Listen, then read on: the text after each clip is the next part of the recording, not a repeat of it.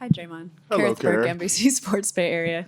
You guys have been peppered with questions about injuries for a long time now, but Steve Kerr showed some of the heart behind some of these decisions as well. Last night he said when he never would have forgiven himself if Clay had played in game 3 and re-injured himself.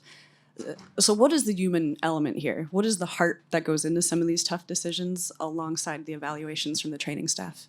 I think the human elements are important. At the end of the day, you want to, as much as you want to win, this is, how people feed their families. As I've said before, when you have injuries, you live those injuries every day, and so obviously Steve, as a former player, he understands that. And, if Clay was to go out there and play last night and injure his hamstring, he'll be dealing with that for a long time. Even when you hurt like hamstrings and stuff, like, yeah, you may be back healthy in 4 or 6 weeks or whatever, but you're still dealing with that. And so, just understanding that and taking in consideration a guy's well-being, even more so than necessarily the team's well-being.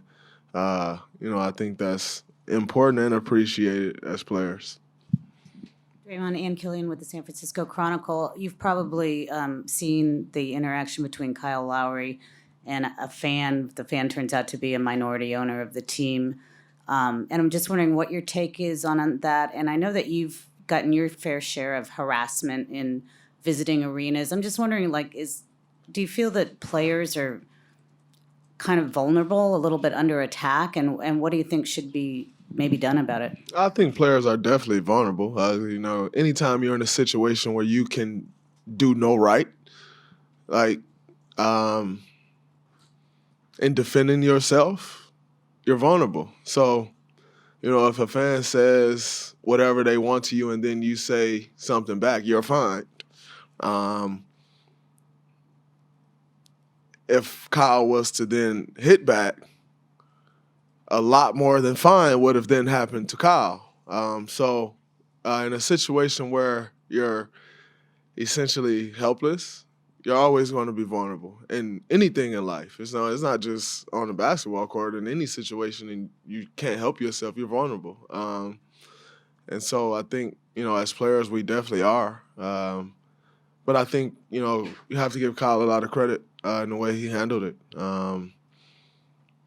That's, you're playing in the NBA Finals, so your emotions are running high. For him to handle it the way he did says a lot about his character, a lot about him as a man and the way he handles himself. That was great to see the way he handled that. And, as far as, it all goes, the league has really grown and really having a no-nonsense approach when it comes to fan interactions and fan and player interactions. They've shown that over the course of the years now, and it goes all the way back to the malice at the palace. And, even from, over the last couple of years to fans, getting removed from games for, getting out of line, like the league has really taken a stand on that. And, obviously, it's the NBA Finals, so there's a ton of, eyes and attention on this. And I know, every decision that I've seen, Adam have to make every tough decision. He's made those decisions. So we'll see what happens. But you got to give Kyle a lot of credit for the way he handled the situation. He was a true professional in the way he handled that. Are you curious if there's maybe a double standard when you're talking about a partial owner in the way this will be handled?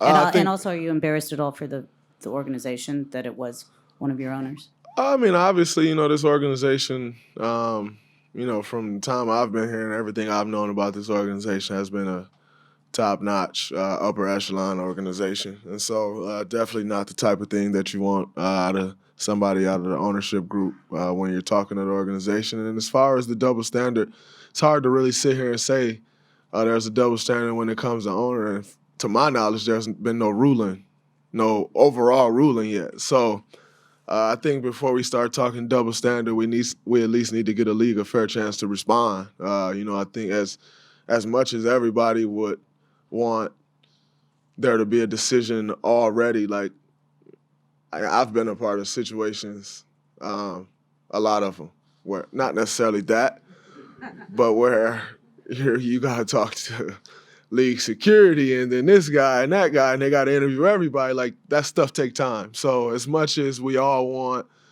and when I say we all, I mean as the world in general want a response right now, like, the one thing I can say is they do their diligence. And so you just got to let the process play out and see what happens. But I'm not going to sit here and say that there's a double standard and not give them a chance to respond and make whatever ruling they're going to make. Tim in the back. Draymond, Tim Pialcon, on The Athletic, just following up on that a little bit, just specifically because he's a minority owner. LeBron has mentioned on his Instagram that he should be held to a higher standard. You're part of the team. You're part of representation of the team. Would you agree with that, that a minority owner should be held to standards of behavior higher than someone else? I mean, I think you have to be. When you're speaking of, like, as players, we are held to a different standard. Coaches are held to anybody in the NBA circle. You're held to a different standard, and so I think it's no different. When you start talking of anybody in any ownership group in the league, you're held to a different standard. And I mean, you can say it's unfair or not, like whatever your opinion is on it, whether you're one way or another. That's just the reality of it. We're all held to a different standard, and that's not going to change. This game continues to grow. That standard continues to grow. So you're not a player in 2019 is held to a different standard than a player was in 1999. Like, that's just the reality of where our game is today. We're all held to a different standard. Fourth row. Melissa Roll on The Guardian. Considering that every player, his whole career, this is the ultimate goal. Now you guys are here and Kevin Durant is out. He still has hope of coming back, the disappointment of, still being held out. How is he handling all of that? I mean, I think he's just trying to get healthy. I'm not really sure if he's being held out or he is.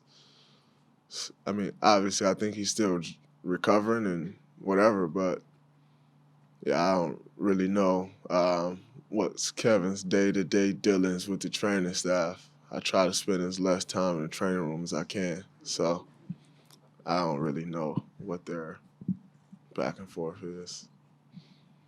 Janie in the front. Draymond, Janie McCauley from AP. They seem to have an answer for you guys.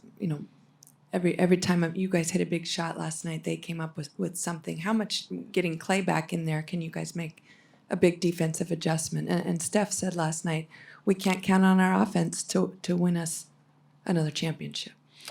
I think having Clay back is important.